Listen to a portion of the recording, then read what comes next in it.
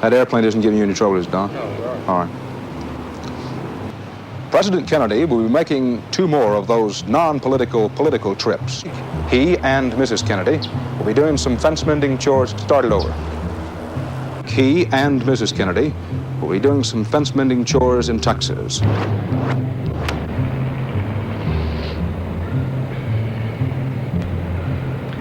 This is Mayor Earl Cabell of Dallas, Texas, a town that's getting ready to... the city that's getting ready for the visit very shortly of the President of the United States. Your city encountered some rather unfortunate publicity here a month ago with the visit of Ambassador Stevenson. Surely, my dear friend, I don't have to come here from Illinois to teach Texas manners, do I?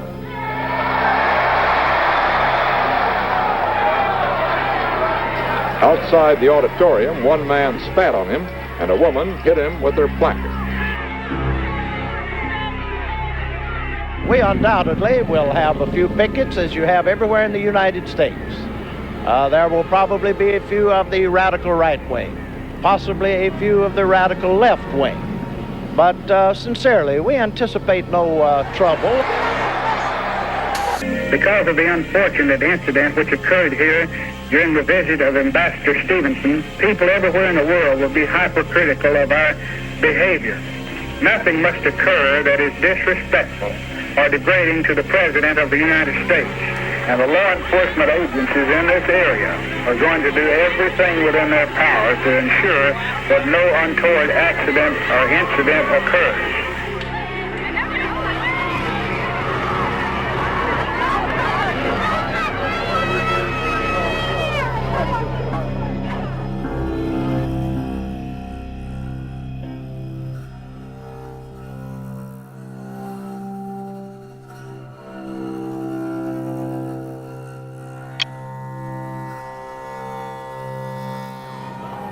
Did you shake hands? Did you shake hands with the President? Yes, sir. What did you think of him? Oh, I thought he was very distinguished. I think he's a wonderful man. Go ahead. I believe he is one of the second best presidents in the United States. I came to see the President, and I said to the President, God bless you, and I met him. He's just like one of us.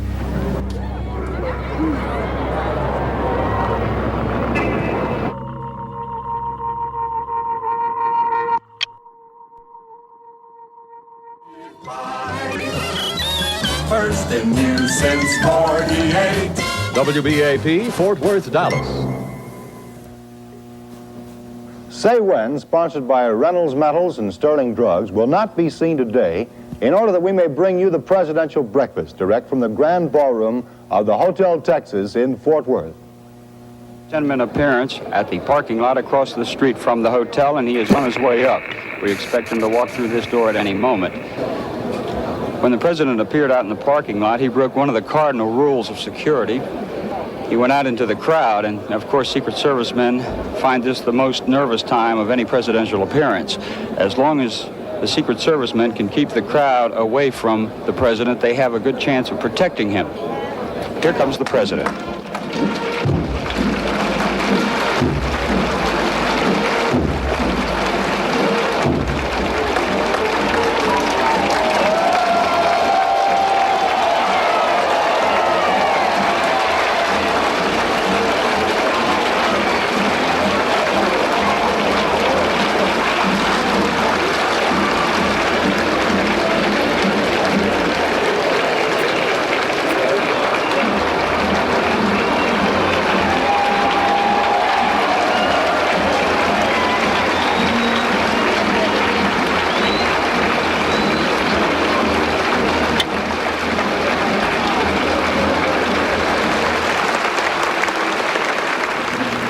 Be seated, please. The eyes of Texas are upon you all the livelong day. The eyes of Texas are upon you. You cannot get away. Do not think you can escape them at night or early in the morn. The eyes of Texas are upon you.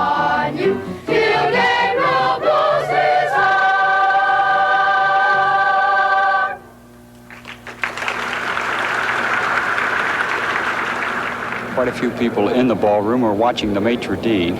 He put a plate in front of Vice President Johnson. He put one in front of Kennedy. And so far, there is no plate at the place of Mrs. Kennedy. Now, ladies and gentlemen, it is my distinct privilege to introduce or to present to you the distinguished Vice President of the United States, Lyndon B. Johnson.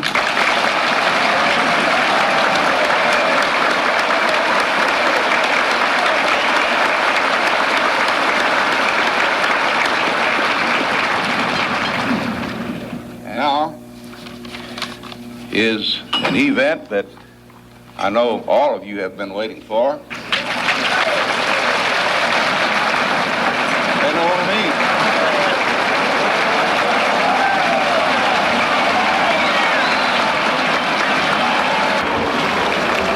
As you can tell from the reaction, that's Mrs. Kennedy coming in. She's been standing outside in the kitchen waiting for the introduction of the guests at the head table to be completed. For the ladies in the audience, she's wearing a pink outfit trimmed in black. If I knew more about it, I'd tell you the kind of material. It looks like a nubby material, wool of some type. And with the chilly weather outside today, this is probably very appropriate.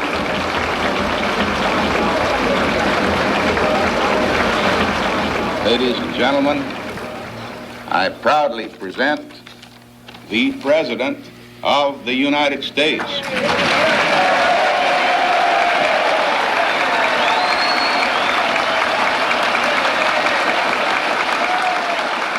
Ladies and gentlemen, 2 years ago I said that, introduced myself in Paris by saying that I was the man who had accompanied Mrs. Kennedy to Paris. I'm getting that same sensation as I travel around Texas.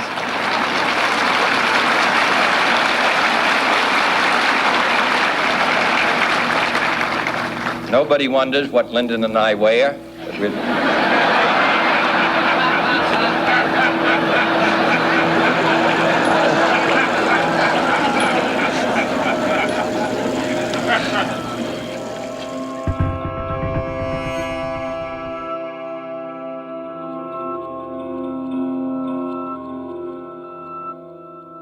But this is a very dangerous and uncertain world.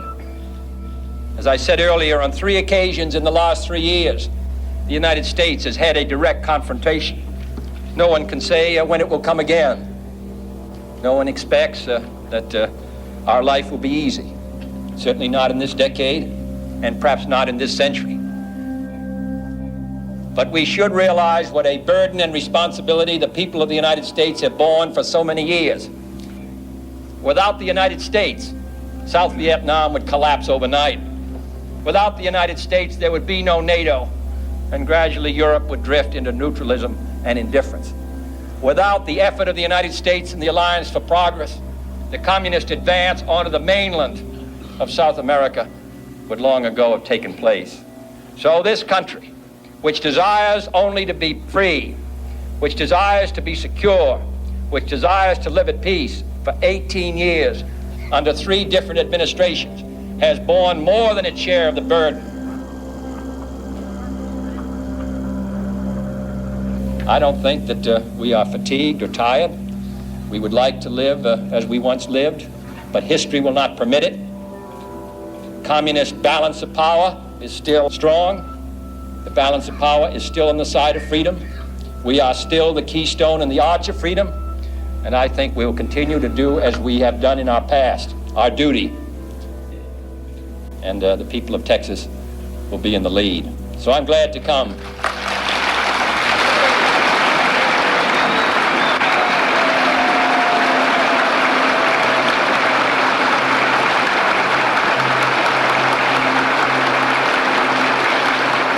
Mr. President, we know that you don't wear a hat. We couldn't let you leave Fort Worth without providing you with some protection against the rain.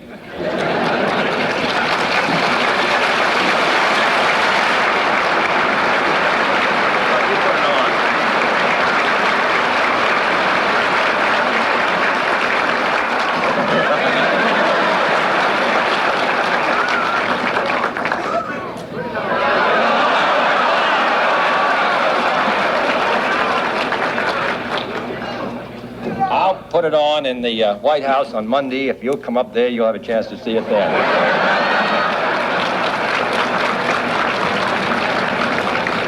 And to protect you against local enemies in the manner that you are protecting this nation against our foreign enemies, and to keep the rattlesnakes on Vice President Johnson's ranch from striking you, we want to present this pair of boots.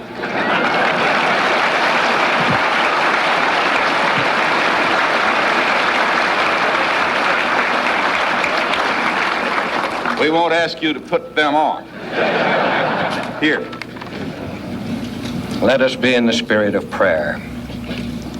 The Lord bless our president and all in places of responsibility with wisdom and with health equal to their tasks. And now the Lord bless you and keep you. The Lord lift up his countenance upon you and be gracious unto you. The Lord cause his face to shine upon you and give you peace both now and forever. Amen.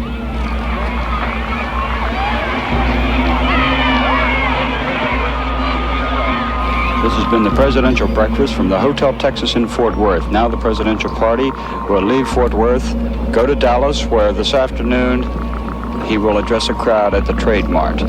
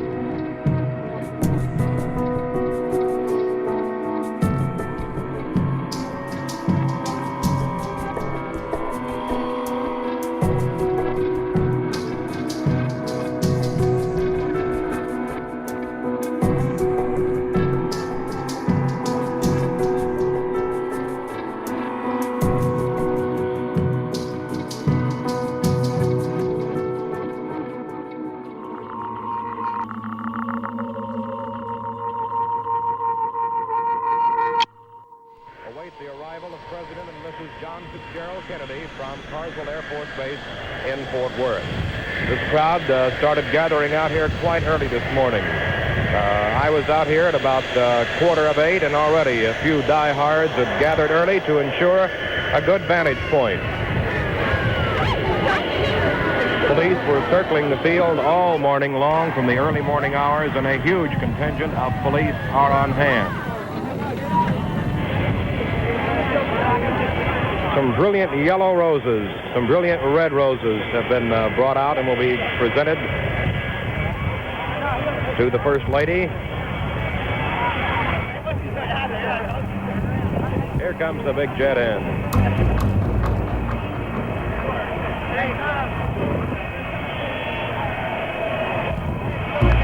Air Force number 1, ladies and gentlemen, carrying the President of the United States with the seal on the side. Beautiful sight, beautiful sight.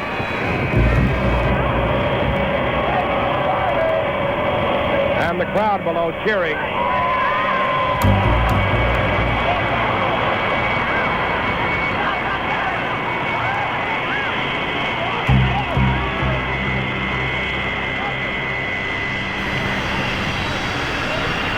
There's Mrs. Kennedy, the crowd yells, and the President of the United States.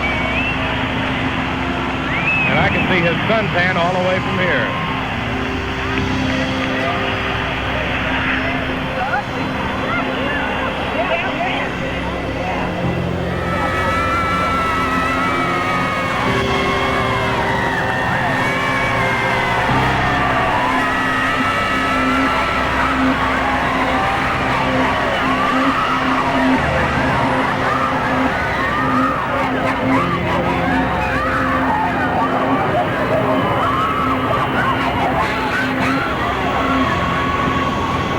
president is up to the fence now, shaking hands with people, the president and his wife. This is great for the people and makes the eggshells even thinner for the Secret Service, whose job it is to guard the man.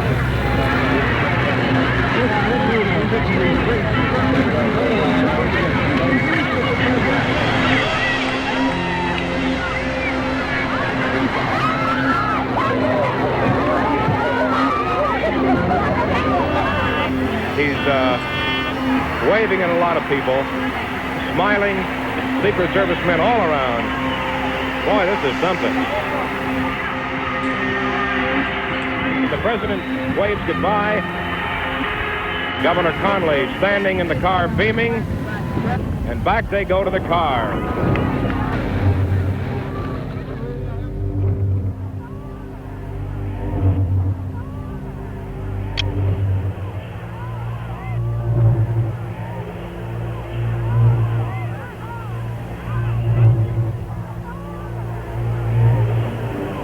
Head out for downtown Dallas, where thousands should already be on the street right now, waiting for a view of the president and his wife.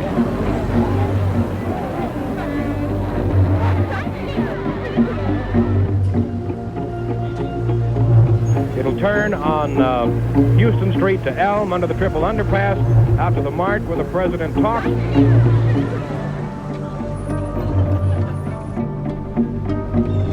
The President and the First Lady sitting in the back seat. As we said, the top is down. The motorcade will be moving slowly enough so that everyone along the route will have a good look at the chief executive. I'm trying to put the glasses right now, see who is in the front seat of the automobile, but the glare, it looks like Governor Conley and his wife. That's who it is.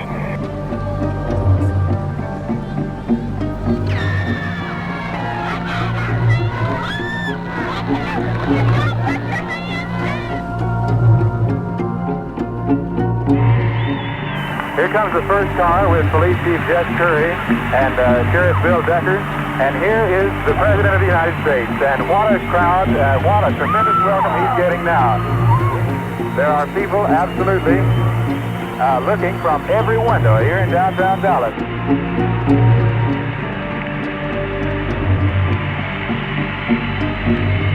They're going further down, and just about now, as we can see, far, far down Main Street towards Simmons Freeway, the motorcade is just about to reach the location of the county courthouse.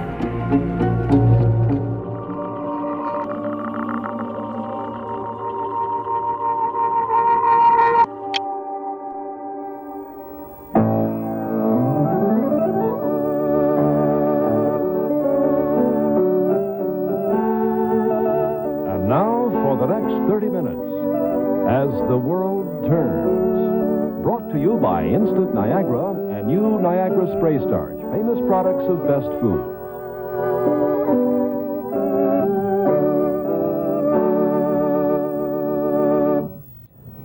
Did you ask him why he invited her? He said something about not wanting her to have Thanksgiving dinner alone. He didn't think it was right. It was real nice of the boy. And I thought about it, and I gave it a great deal of thought, Grandpa.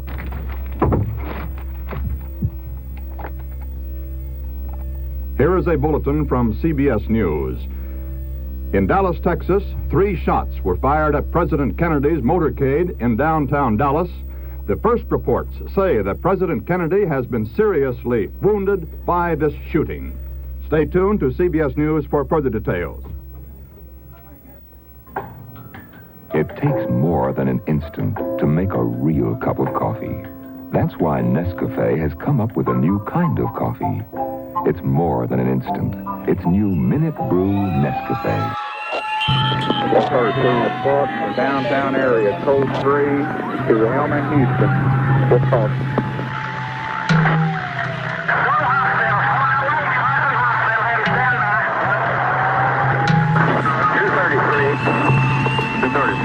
I'm sitting here in Elm in Houston. I heard 3 loud shots seemingly from right over my head.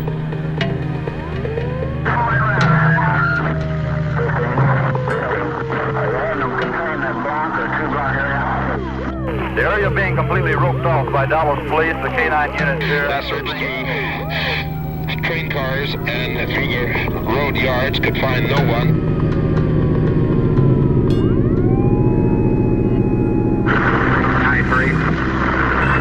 Attention all emergency equipment. Keep all traffic off of the emergency entrance to Parkland Hospital and all emergency equipment off of Industrial Boulevard. We have a man here saying he saw a photo with some weapons back through the window off of the second floor on the southeast corner of that understory building. Yes, we're trying to seal off that building until it can be searched. Elm and Field officers are now surrounding and searching the building 1240. A small Negro boy and a white man said they had seen a man with a gun in the window of a building overlooking the route. He's thought to be in this Texas school book depository.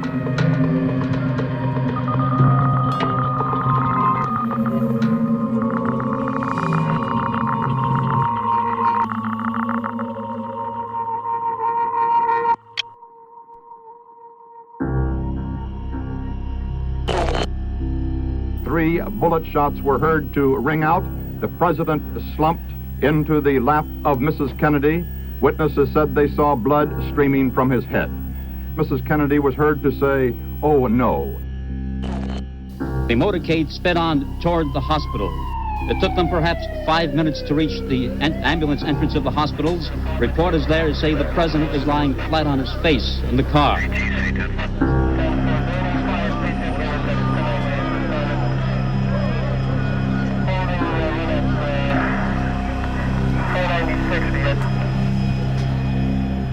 I am at the hospital now. The president was taken in a few minutes ago, lifted from the car, placed on a stretcher. He was motionless. The First Lady leaned over him, crying. Governor Connolly of Texas was also wounded. It's uncertain at this moment how seriously. There is no word yet as to Mr. Kennedy's condition. What was a wonderful welcome in downtown Dallas has become a scene of indescribable horror. Faces are ashen white, and people are wondering, is our president going to live?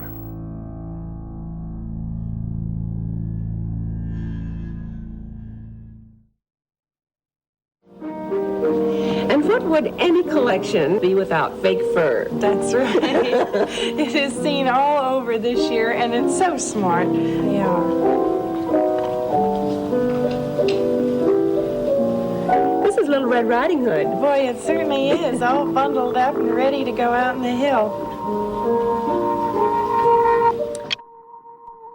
Then there's zippers up the side so that the jacket will fit tightly around the hips, keeping that straight, sleek look that it should have. And very often you'll find a zipper hidden in the arm. Good afternoon, ladies and gentlemen. You'll excuse the fact that I'm out of breath, but about 10 or 15 minutes ago, a tragic thing, from all indications at this point, has happened in the city of Dallas. Let me quote to you this. And you'll excuse me if I am out of breath. A bulletin. This is from the United Press, from Dallas. President Kennedy and Governor John Connolly have been cut down by assassins' bullets in downtown Dallas. They were riding in an open automobile when the shots were fired. The president, his limp body carried in the arms of his wife, Jacqueline, has rushed to Parkland Hospital. And if you'll excuse me if I give some directions and we talk about what we're going to do here for the next few minutes, but Bobby, let's tape this, if you please, particularly the interview with the eyewitness people. It is being taped good. And you will excuse me, I don't want to interrupt you. I'm so sorry because I know that you were so upset, but I would like to talk to you for a minute. It's a little bit awkward, so the camera shots will have to fall as they may. I'm going to stand right here, and maybe somebody can give me a chair while we're doing this. May I have your name, please, sir? Bill Newman. And this is Mrs. Newman? Yes, sir. And this is? James Clayton. James, and this is? Billy. Billy, tell me what you saw and what you felt. What happened to you? We had just come from left field after seeing the president and the first lady, and we were just in front of the triple underpass on Elm Street, and we were at the edge of the curve, getting ready to wave at the president. So you were down under the viaduct, so to speak, weren't you? Yeah, we were halfway in between on the grass, triple underpass. We were at the curve when the incident happened. but the president's car was some 50 feet still yet. In front of you? In front of us coming towards us, and we heard the first shot, and the president, I don't know who was hit first, but the president jumped up in his seat, and I thought it scared him. I thought it was a firecracker because he looked, fear. And then as the car got directly in front of us, well, a gunshot apparently from behind us hit the president in the side of the temple. Do you think the first gunshot came from behind you too? I think it came from the same location, apparently back up on the hill. We didn't realize what happened until we seen the side of his head whenever the bullet hit him in the head. Did you see the blood coming from the president's head? Yes, sir, we seen that.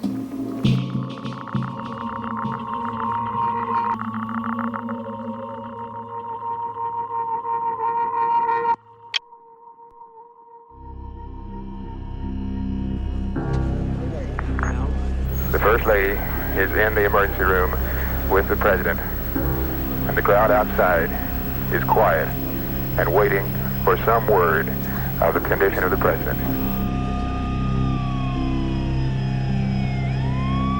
A late bulletin.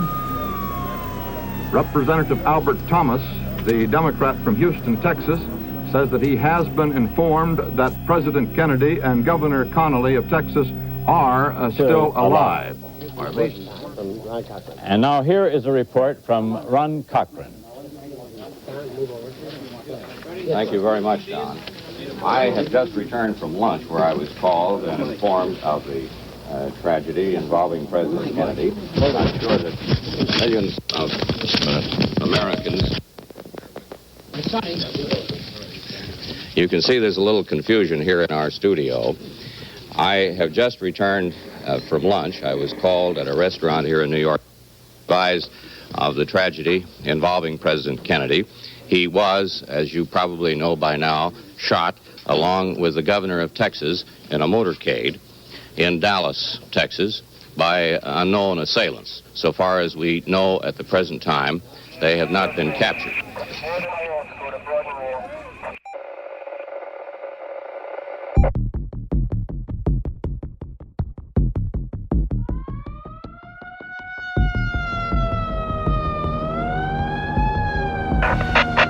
Yes. Elmer Houston Service 7 at the school book department.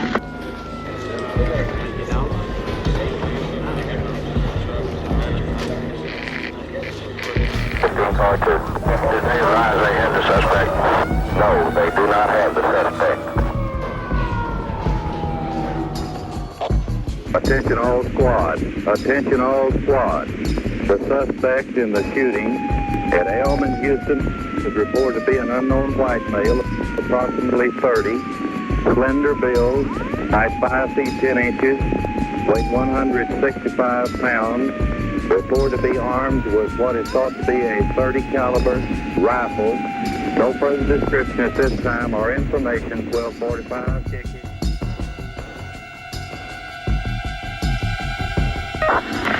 You are in the Oak area, are you not? Line to know. You will be at large for emergency this unground. 10-4.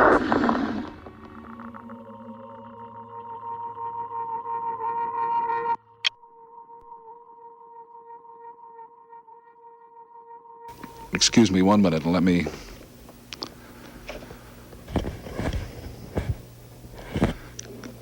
Quote, Clint Hill, a Secret Service agent, this is from the United Press. Clint Hill, a Secret Service agent assigned to Mrs. Kennedy, said he's dead as the president was lifted from the rear of the White House touring car. Mr. Kennedy was rushed to an emergency room, and I believe it's Parkland Hospital, is it, Jack?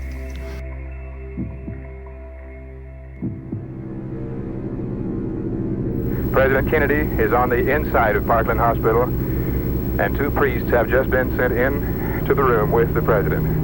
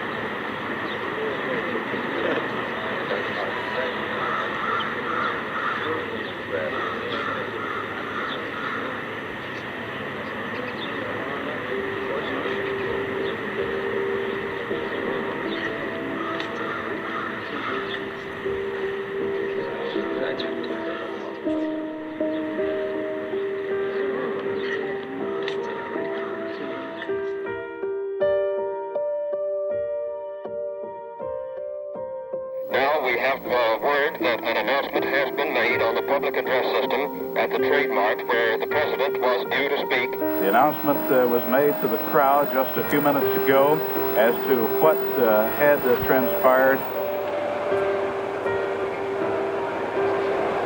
As you can imagine, there are many stories that are coming in now as to the actual condition of the President. One is that he is dead. This cannot be confirmed. Another is that Governor Connolly is in the operating room. This we have not confirmed.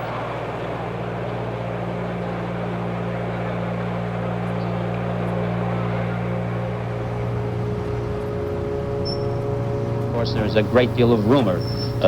Bill mentioned a great deal of rumor, as is understandable at a time like this. So we would hesitate to pass any of that along, but stick strictly with the facts as we get. A flash from Dallas. 2 priests who were with President Kennedy say he is dead. This is the latest information we have from Dallas. Of course, standing by to give you all available information as it comes to us. I will repeat with the greatest regret this flash. Ladies and gentlemen, the President of the United States is dead. John F. Kennedy has died of the wounds received in an assassination in Dallas less than an hour ago. We repeat, it has just been announced that President Kennedy is dead. The Associated Press quotes 2 priests who were with the president, stating that he died from the bullet wounds or wound inflicted upon him. The president was given the last rites of the Roman Catholic Church at about 1 o'clock, assumed that it was a sniper who fired from a considerable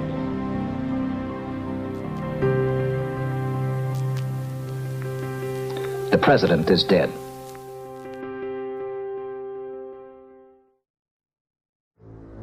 Station WBAP-TV in Fort Worth, Dallas. For confirmation, we go to newsman Tom Murphy.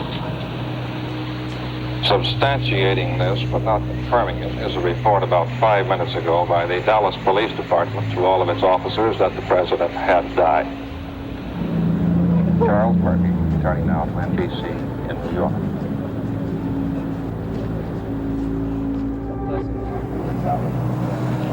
What's your feeling right now? I really couldn't say. Really, right now I just don't know what to do. It's unbelievable. Also in Washington. I mean, who would want to shoot the president? What did he do? I mean, he's been doing so much for the country. Someone goes ahead and shoots him? Instructed the Dallas office of the FBI to make an all-out investigation. Incredible. All I can say. And of Governor John Connolly.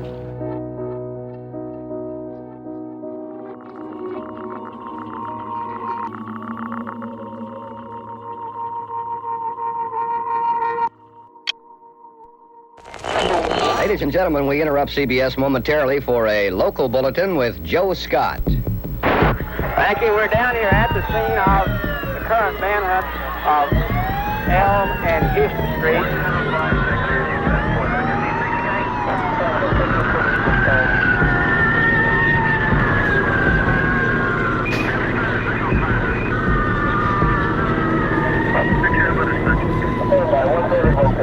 So, Jerry Hill with the Dallas Police Department just leaned out a window. Apparently they found some shells that are in that room.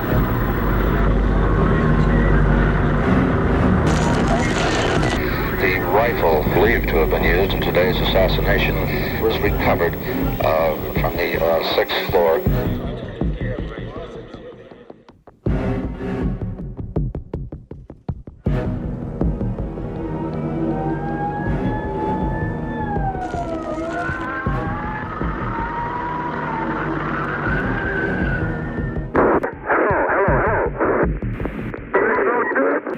This police officer just shot.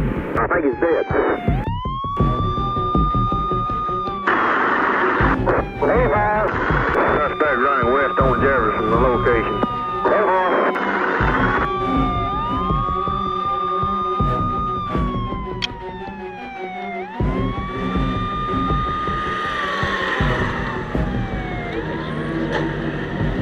Notify 1.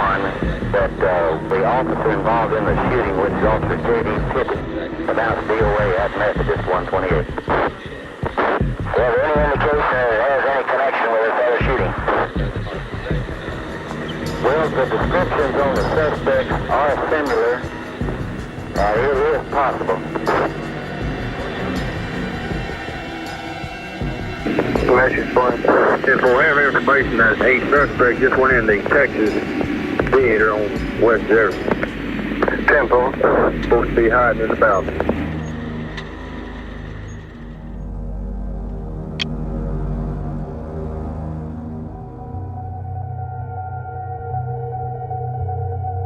Suspect on the shooting of police officer, he is apprehended. Info, Texas theater.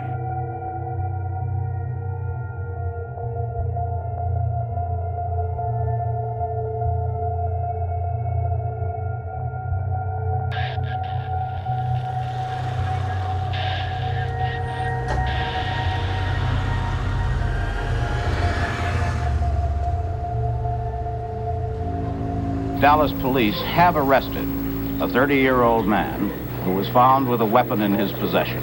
No other details are known at the moment, but a man has been arrested carrying a gun, and naturally the entire machinery of law and order in Dallas, both on the city, state, and federal level, have gone into action to try to apprehend the assassin and those who helped him. The bulletin is that a 30-year-old man has been arrested.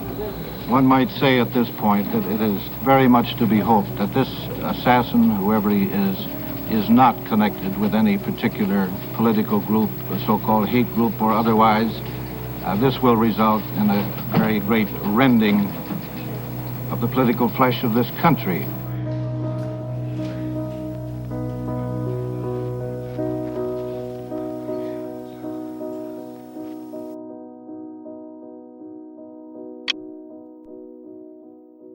Is a member of the Secret Sorry Service. to interrupt, Jim. We'll get back to this. Fine. We have a phone call from Bob Clark in Dallas.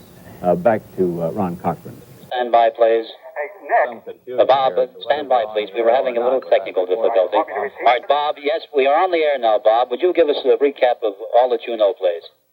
Well, first, the president's body has just been taken to the Parkland Memorial Hospital. The body, in a sealed brown casket, was wheeled out of the emergency ward. Mrs. Kennedy walked quietly by the side of the casket as it was placed in an ambulance waiting outside the hospital.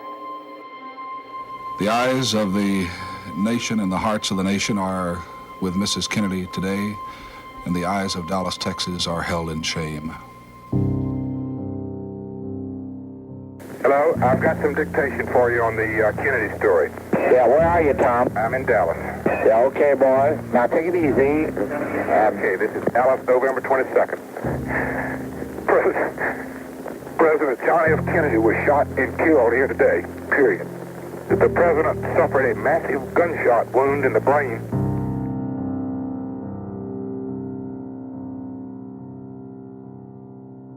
Ladies and gentlemen, we have a press report over the wires that the President of the United States has been the victim of an assassination.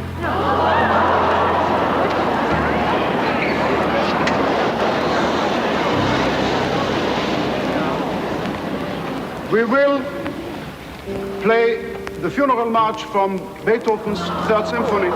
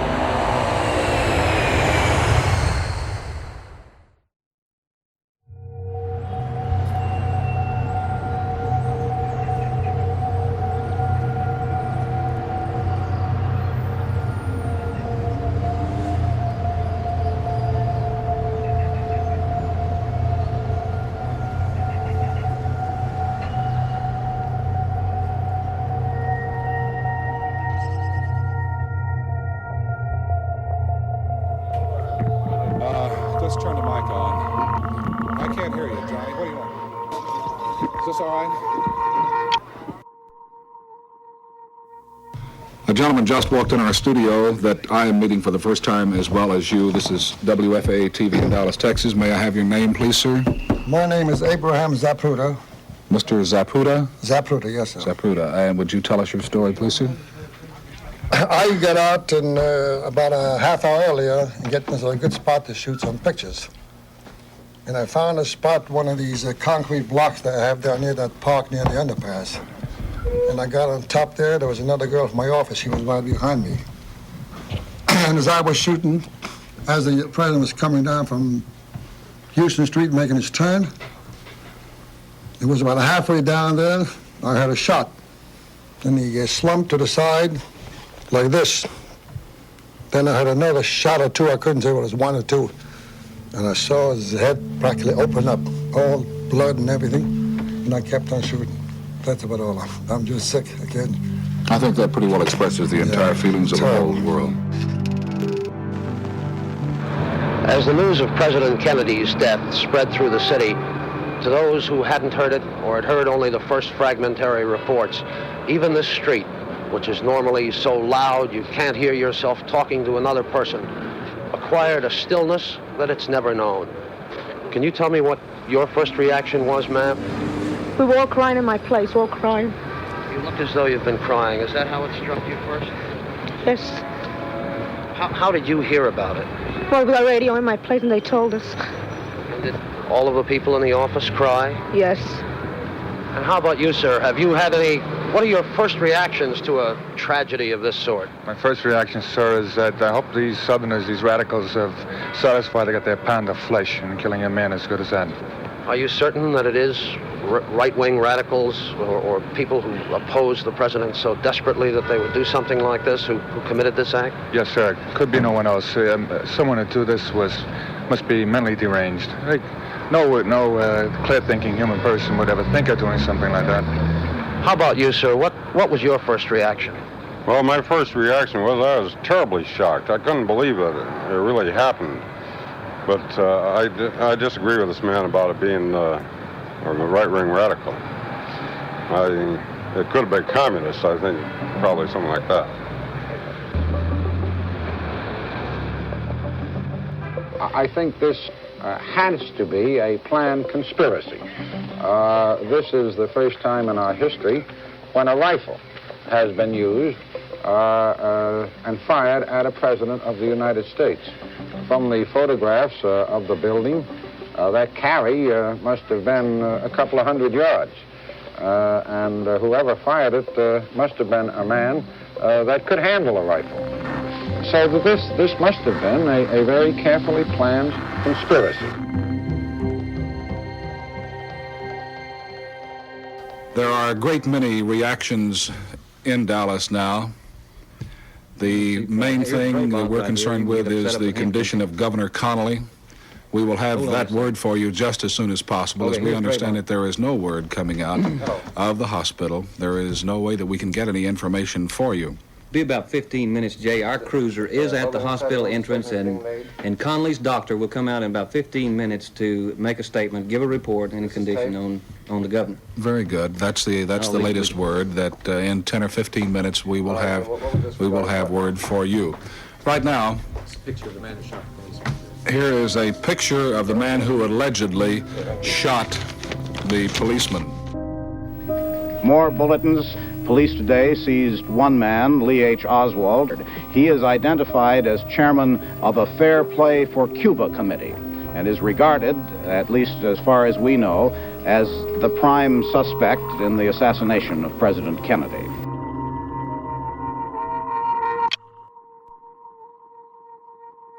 Give him a mic check, he says. Hello, 1, 2, 1, 2, 1, 2. Is the tape rolling? I want to say at the outset that the condition of the governor is quite satisfactory in view of the injury that he has sustained. We have no reason to believe that he won't completely recover without significant disability of any sort. Now reporters who are standing here have asked for questions. Has it been definitely determined one bullet? Really a reconstruction of what must have happened, but assuming, of course, that we know that the governor was in a sitting position. He was shot from above, and he was in a sitting position. So we feel that this is all one bullet.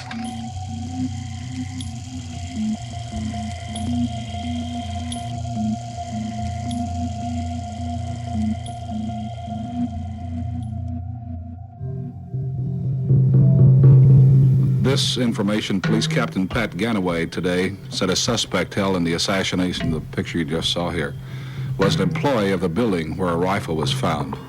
Ganaway also said the suspect had visited Russia and was married to a Russian. This is not immediately confirmed. The suspect's citizenship is not known. Ganaway said the suspect was the same man who shot and killed a city policeman in the Oak Cliff section of the city. And if so, those are the pictures we just saw, correct? We sure hope so. I haven't been outside of the building since about 10 minutes after this tragic event happened in the city of Dallas.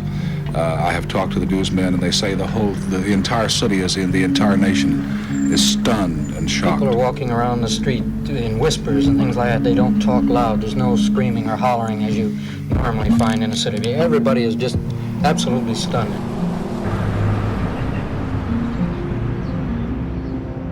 And how did you hear the news of the death of the president? I was delivering cleaning to one of my customers when I heard the television say the president had been shot. And where were you when you heard the news? I was in the stock exchange. I was working at the telephone company on the switchboard, and all of a sudden the light... Where were you when you heard the news about the president? I was near the 13th floor Republic Building. I heard it at the West Side Mall, Home Furnishings Fair. Right outside the information booth. Yes, I heard it in school.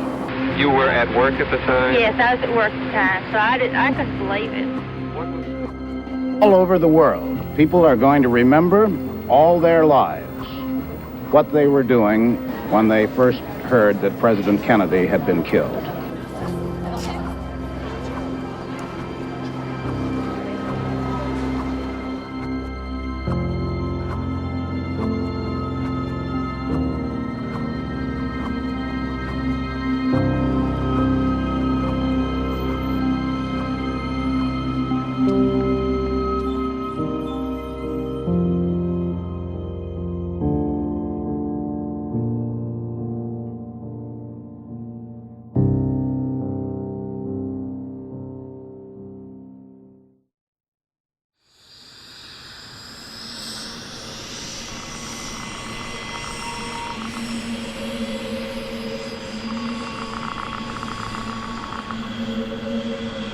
President Lyndon Johnson has arrived at Andrews Air Force Base in Maryland. This is film or tape of that arrival. It is live. It is live right now.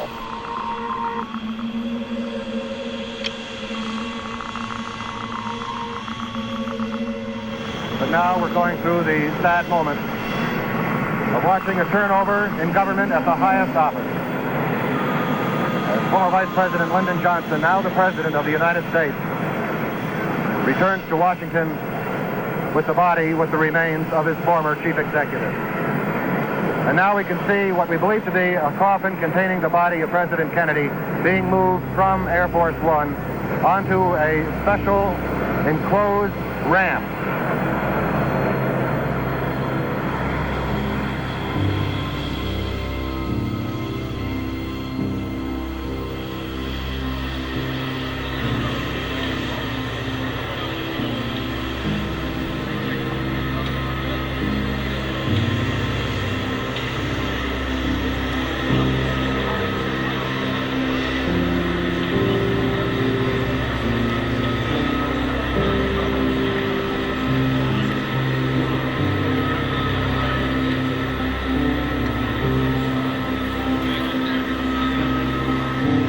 Behind it come Mrs. Kennedy and Robert Kennedy.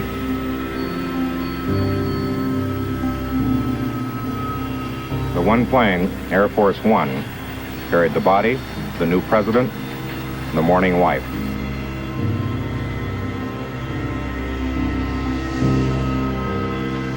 I will do my best. That is all I can do. I ask for your help and God.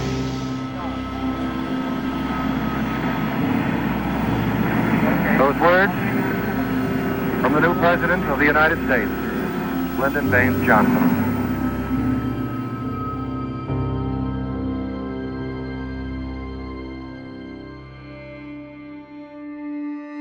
The body of the late President John Fitzgerald Kennedy lies at the U.S. Naval Hospital at Bethesda, Maryland. The body will be taken back to the White House to lie in state at the White House tomorrow.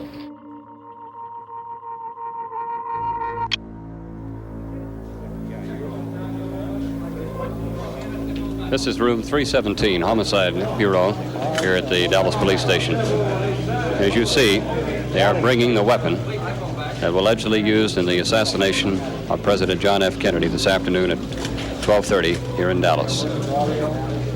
This is the weapon that was used. A rather well-worn military rifle with a scope. At what range would it be effective? That is a rifle. It was an Italian make, 6.65.5. And what did he say? This was the gun. What did he say?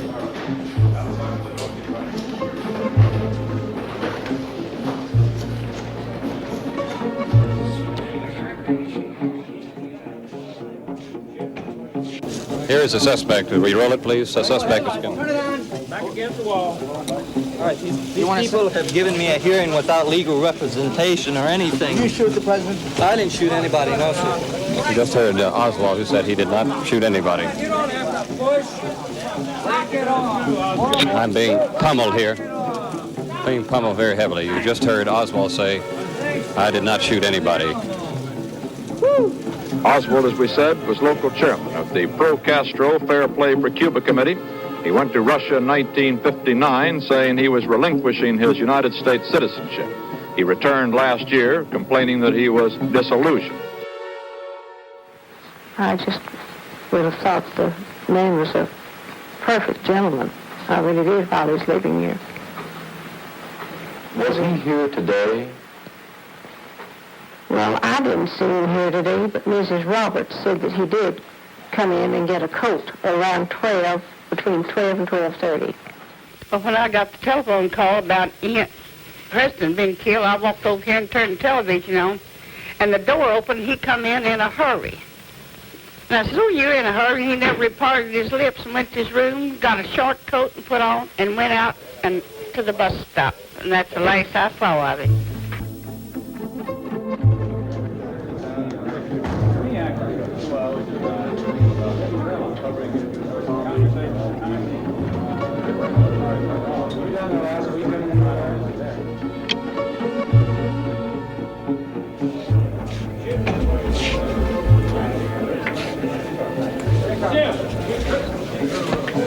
Here comes a man again. Here we go. One statement, please. I'd like some legal representation. These police officers have not allowed me to have any. I don't know what this is all about. Kill the president? No, sir, I didn't. People keep asking me that. Sir? Did you shoot the president? I work in that building. Were you in the building at the time? Naturally, if I work in that building, yes, sir. Back up, man. Did you shoot the president? No, they're taking me in because of the fact that I lived in the Soviet Union. I'm just a patsy. The president?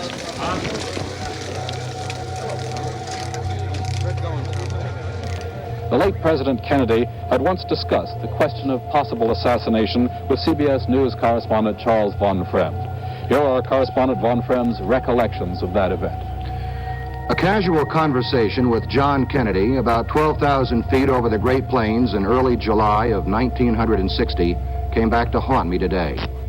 The senator, slapping his thigh in a characteristic gesture, said he thought the Secret Service, while a dedicated and competent organization, was really faced with an impossible responsibility.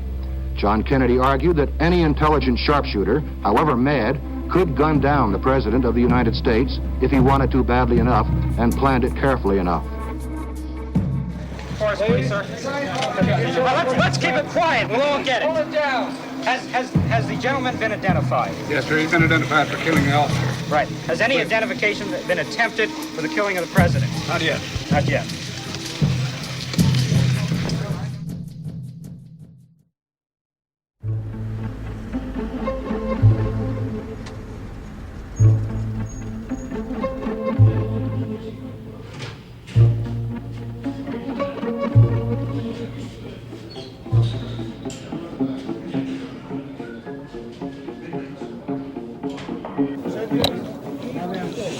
This is the chief of police. This is Chief Curry. This is the district attorney. Russ. When is he coming out? Say this, that this investigation has been carried on jointly by the FBI, the Secret Service, the Rangers, and the Dallas Police Department. Captain Fritz has been in charge. Charges of murder have been accepted against him. Weapons, sir. Are you going to bring him out? Can we get a room where you get a picture of him? Can we get a press conference where he can stand against the wall? That's all. We'll all be able to see. I don't know where he is. Huh? Where is he? Mr. Wade, we have him here. Mr. Wade? Yes, sir. Do you expect a confession from this man? No.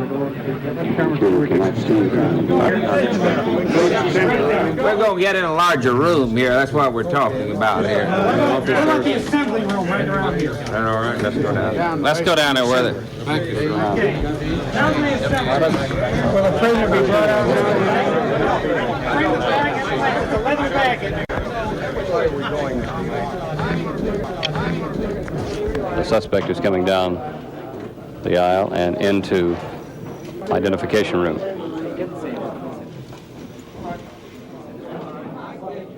So far we won't be able to pick him up until he's been brought in front of our cameras.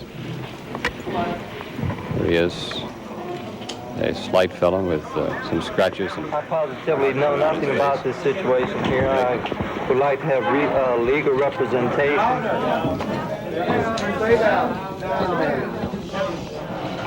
Well, I was questioned by a judge. However, I protested at that time that I was not allowed legal representation.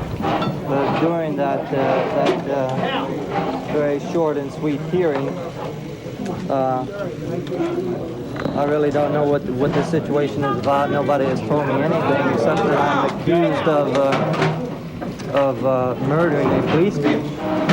I know nothing more than that, and I do request someone to come forward to give me a legal assistance. Did you kill the president? No, I've not been charged with that. In fact, nobody has said that to me yet. The first thing I heard about it was when the newspaper reporters in the hall asked me that question. You have been. Nobody said what? Sir? You have been. Nobody said what? Okay, we can't hear you back there. Okay. What did you do in Russia? Oswald, how did you hurt your eyes? A policeman hit me. Somebody give us a fill-in from outside. That was Oswald. Lee Oswald, who was charged with the murder of the President of the United States, so he said he did not know it. He's been charged with both killing Officer Tippin and John F. Kennedy. What was his motive? He didn't give any motive since he denies them both. Does he appear sane to you? Yes, he does. Is he a member of any Communist Front organization? Well, the only one I mentioned was the Free Cuba movement, or whatever that. Fair play for Cuba, I believe was that. Do you have any evidence that anyone is behind him, any organization or group? No, sir. And this has been November 22nd and now November 23rd. These are two momentous days. You were here and in the motorcade as it left Love Field. Can you describe to us what happened? Yes, I believe we have some more film coming up of the start of the motorcade from the airport. The rather long journey down into downtown Dallas. This was a gay scene throughout the entire distance.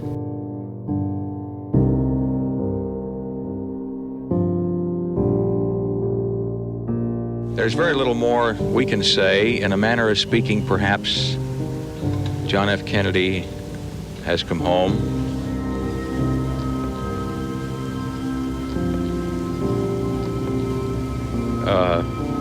I think one of the things that might be appropriate at this time, he liked to quote from Robert Frost many times on the campaign, but one of the president's favorite quotations, and I believe it went something like this: "I have promises to keep and many miles to go before I sleep." And with that, this is Sid Davis reporting from the White House.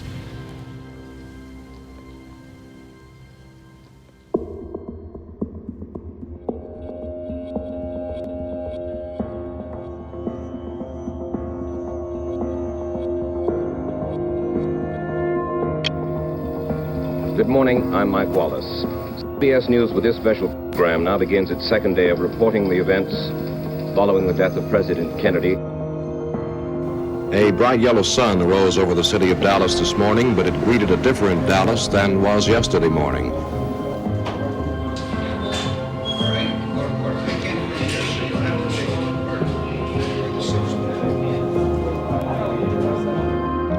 Oswald has admitted nothing. Oswald's Russian-born wife appeared at the police station during the night carrying a small child. Oswald married her in the late 1950s when he was in Russia trying to renounce his American citizenship. Mrs. Oswald, who speaks only limited English, seemed stunned by all that was happening to her and her husband. Police said she told them that her husband owned a gun matching the description of the one believed used in the assassination of the president. Secretary Rusk heard that in Dallas, the police wanted to tie the president's assassination to a, quote, plot of international communism. That idea was scotched, killed immediately. It is not known whether the order to drop this phrase from Oswald's indictment came from Washington. It may have, but that's not clear. What are you waiting for now, Chief, in terms of further interrogation? Well, we just want to talk to him some more. When will you do that? I imagine in a few minutes. How would you describe his mood during the questioning? Very arrogant. Has been all along. What does he say, Chief? He just denies everything. Is there any doubt in your mind, Chief, that Oswald is the man who killed the president? I think this is the man that killed the president. Yes, sir. Now, you're going to bring him down here. Was Dallas Police Chief Jess Curry, questioned by hundreds of newsmen who are now assembled in the station. She was going to get him an attorney. Through this door, no, I think will be questioned by Dallas homicide officers. Is there any subversive background? I'm sorry, there's too many talking. I can't understand. This man's apparent subversive background, was there any surveillance? Were police aware of his presence in Dallas? We in the police department here did not know he was in Dallas. I understand the FBI did know that he was in Dallas. Chief, normally a practice for the FBI to inform the police, municipal police department. Chief, do you have? We did not have. But you were not informed. We had not been informed of this man.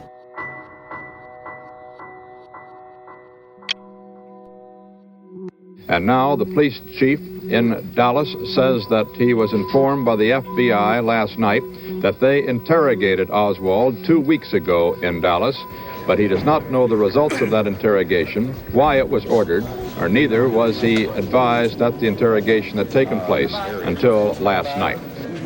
Captain King, are you in the process then of interrogating every person who is listed on the Dallas Police Department's subversive list? I don't think that it's gone quite to this extent yet. I don't think we are at the present time interrogating all persons who might be on a subversive list. Did you take... if there's any indication of a necessity for it, certainly we're not going to pass up any Did you give special consideration to the persons on your subversive list before the president came to town, to know where they were, what they were doing?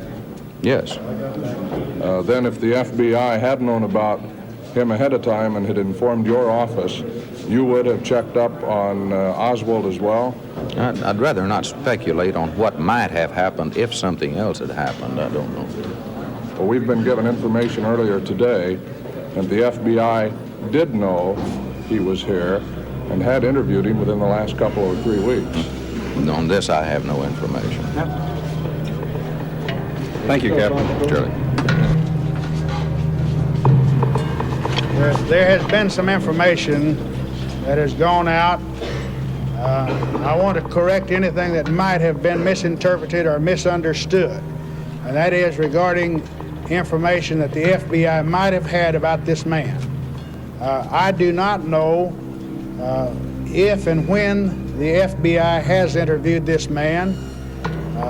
The FBI is under no obligation to come to us with any information concerning anyone.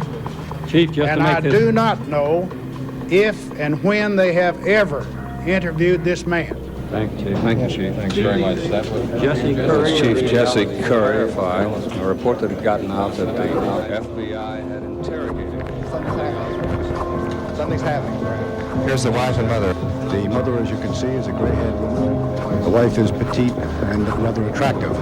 At the moment, we don't know what will happen next, but we believe this will be the scene of activity right at this point. Now back to Walter Cronkite in New York. This is Chief Fritz of the Homicide Squad. There's only one thing that I can tell you without going into the evidence. Before first talking to the district attorney, I can tell you that this case is cinched.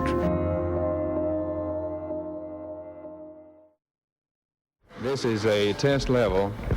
Lee Harold Oswald is now...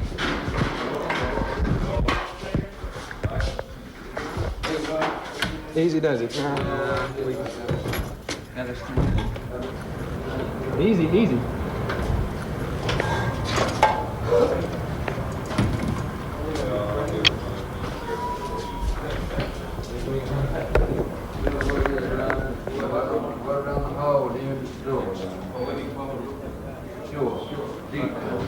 He's going into the show-up room, Lieutenant? Yeah, he'd be coming through here. Will we be able to go in the show-up room? Yeah, you go right around, you have to go around. They're going to put him in there? Yeah. I've been photographed the last day in a t-shirt. I've been photographed in a t-shirt. Now they're taking me one line. He's now moving into the show-up room, and we'll be moving our cameras around there at present. Lee Harold Oswald, who just came through the police jail office here, and will now be taken to the police show-up room, and our cameras are being moved there now.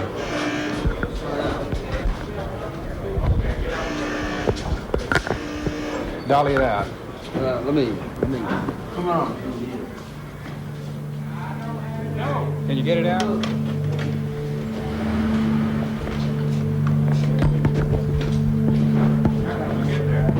Follow me.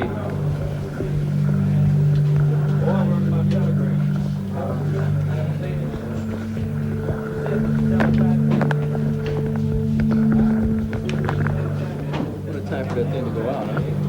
Jeff, can you kick that table? Look,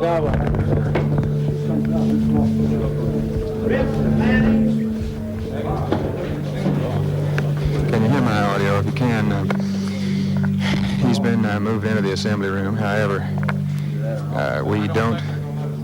No, they will not let us in.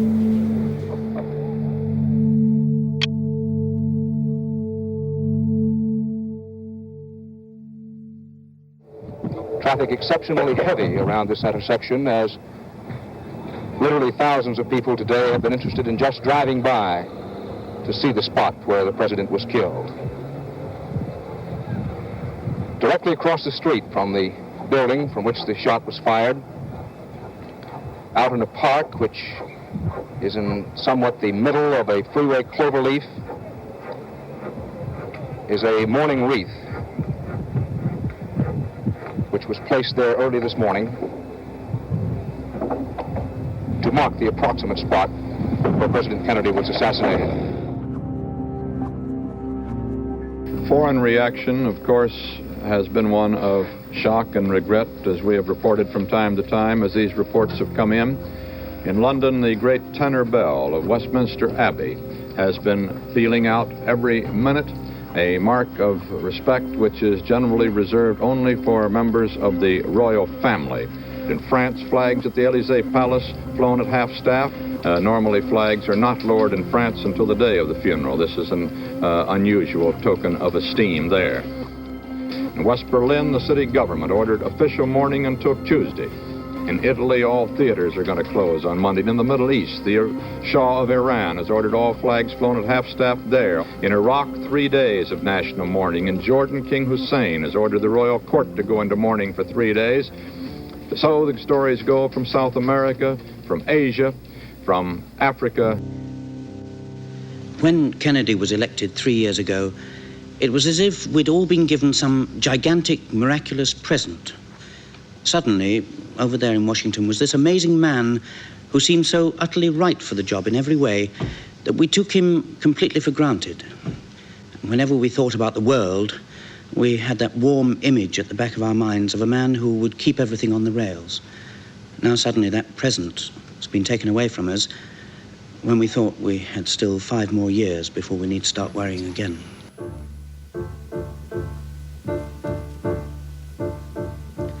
A young man rode with his head held high under the Texas sun, and no one guessed that a man so blessed would perish by the gun. Lord, his soul goes riding on.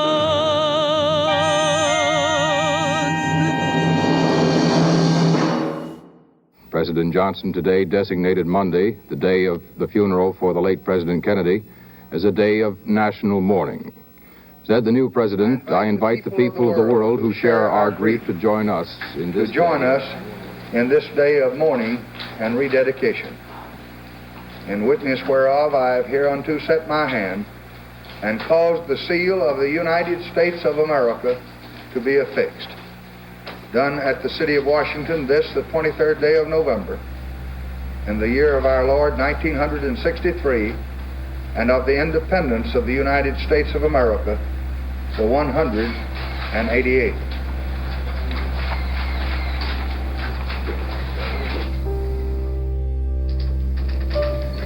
A poignant note about President Kennedy's beloved son, John Jr., who he called John John. He'll be 3 years old on Monday, the day of his father's funeral. It's reported that the little boy walked through the White House corridors today complaining, "I don't have anyone to play with."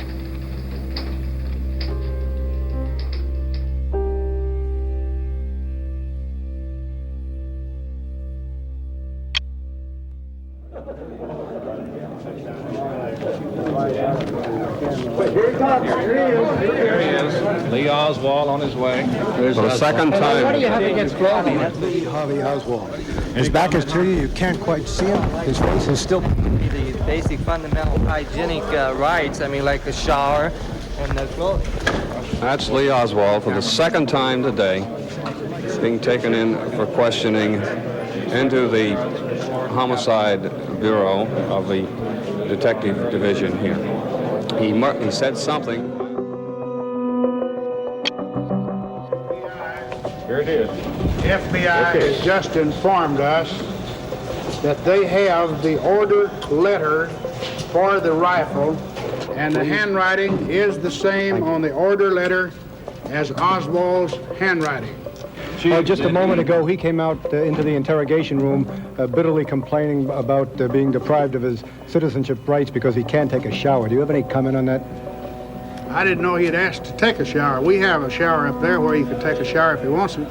That's all I have to tell you. Thank you very much. Chief Curry, who just disappeared inside the interrogation room, has confirmed. Police have checked both the purchase of the rifle and the pistol to Chicago, both purchases having been made by the suspect. He doesn't want to disclose what the ballistics tests have showed so far, or whether to say these tests are completed. But ownership of the two weapons have been definitely traced to Oswald. Now back to WFAA.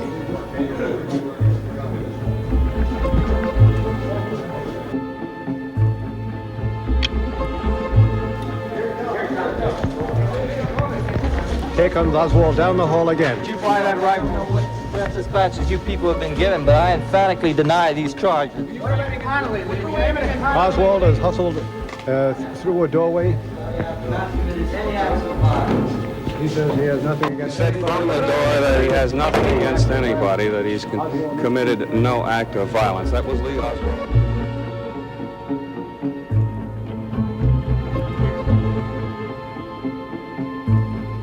We plan to transfer this man not tonight. If you men will be here by no later than 10 o'clock in the morning, why, that will be early enough for you. Chief, do you have any concern for the safety of your prisoner in view of the high feeling among the people of Dallas over the assassination of the president? No, but necessary precautions will be taken, of course, but I'm not, I don't think that the people will try to take the prisoner away from us.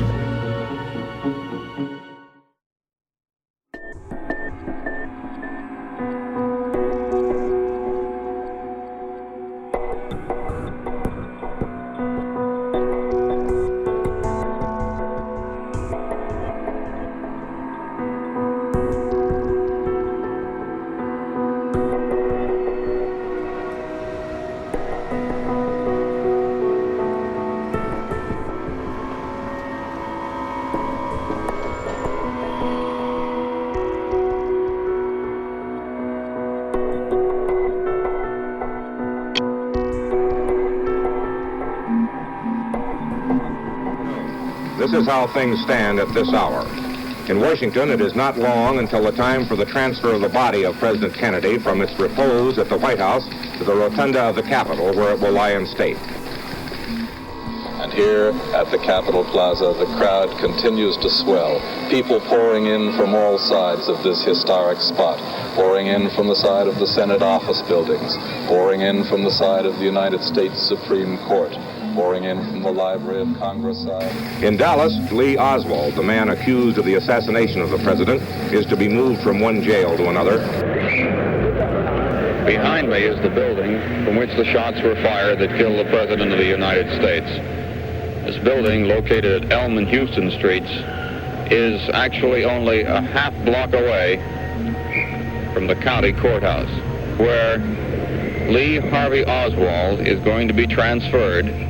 Since early morning, a small crowd of people has been gathered across the street from the White House, standing silently, staring, paying quiet respects.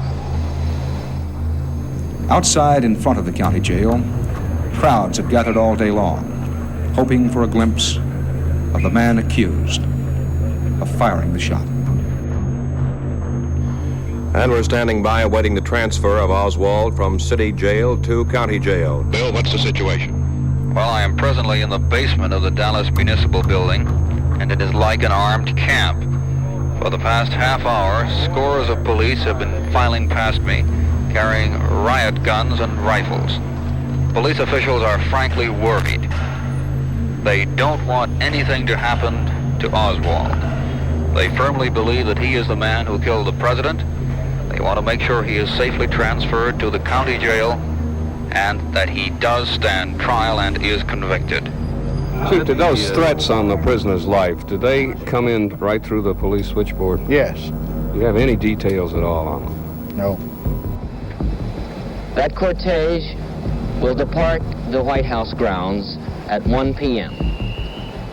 and move up Pennsylvania Avenue, up the same route that a vigorous, young, enthusiastic president took just 34 months ago to his inauguration. Extreme precautions have been taken.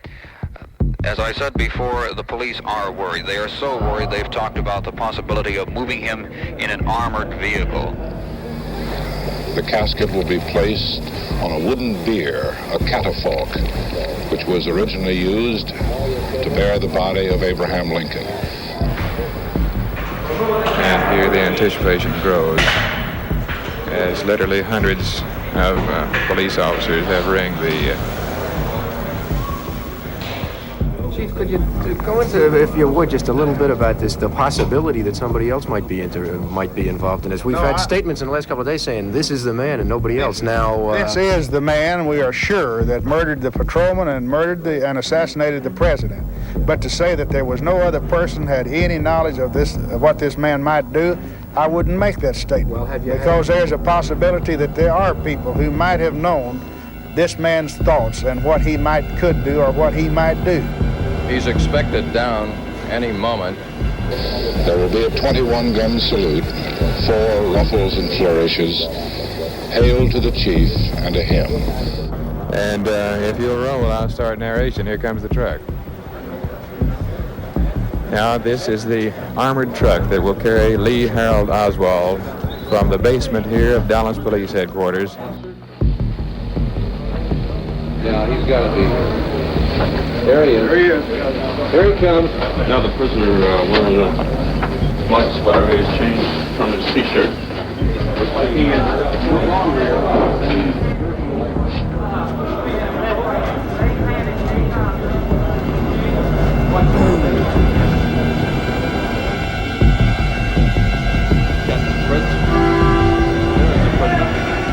There is Lee Oswald. He's been shot. He's been shot. Lee Oswald has been shot. There's a man with a gun. It's absolute panic here in the basement of Dallas Police Headquarters. Detectives have their guns drawn. Oswald has been shot. There is no question about it. Oswald has been shot. Pandemonium has broken loose here in the basement of Dallas Police Headquarters. Has been shot. I'm going outside. Someone down on the floor over there? Is there someone injured down on the floor? Now, A detective put his hand up on his forehead, shaking it. Oh, no, this has happened. I saw him there. He was in the group of men right here. Masquerading as one of us, or what? I thought he was one of the detectives. You know, he had a hat and Stucky was well dressed. That's what I remember. All right, now that's the situation here at Dallas Police Headquarters in the basement. We're in this story which has been so unreal from the very beginning. The man who saw the shot fired said it was fired by a man wearing a black hat. What? What is this definite? Yeah, that's what they're saying. We saw a man lunge for a...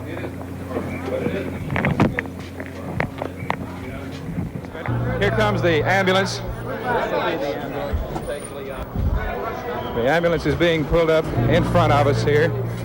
It is almost unbelievable. Fired, one shot, almost. Here, someone has... Please, get back. Back. Okay. Pat, can you move? Don't get drunk, camera. Pat, move just a little to your left. we can see now that police are hemming off newsmen in the basement of Dallas City Hall, hemming them off. The only word so far is that the shot came from a man wearing a black hat and a coat. Here comes Oswald. He is ashen and unconscious at this time, now being moved in. He's not moving. He's in the police are quickly climbing in. They're now having to remove the armored truck. Captain, where will he be? This is the armored truck on the outside of the Dallas Police Department. It's being moved out onto Commerce Street, and now the ambulance is coming out. The ambulance with Lee Harvey Oswald, who was shot just a few minutes ago. The ambulance is leaving Dallas Police Headquarters. Dallas Police say they do have a man. Yeah, and the report is also that it's a man in a black hat. That's all the information we have. Black hat? Black hat.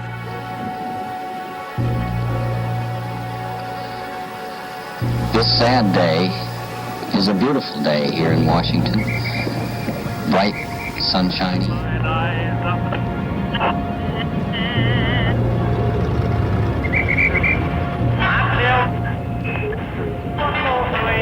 He had a wound in his lower left abdomen. He was unconscious inside? Yes, he was.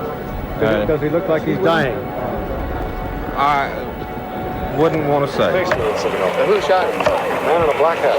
Huh? Man in a black hat. A police Did they officer. catch him? Well, a police officer shot him. No, a man in a black hat shot him.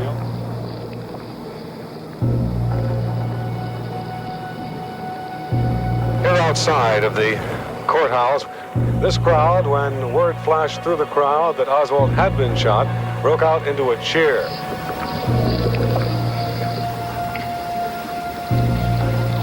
John Fitzgerald Kennedy, 35th President of the United States, leaving the White House for the last time. What's your reaction to hearing that suspect Oswald has been shot down? Well, I think he should have been tried, but people sometimes take the law in their own hands on a thing like this. Well, I think he got what he deserved if he's the one that did it.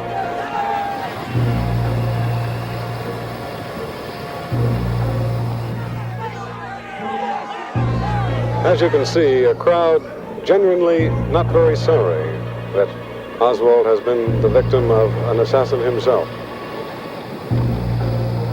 The scene here of anticipation has quieted now, and the scene is much different.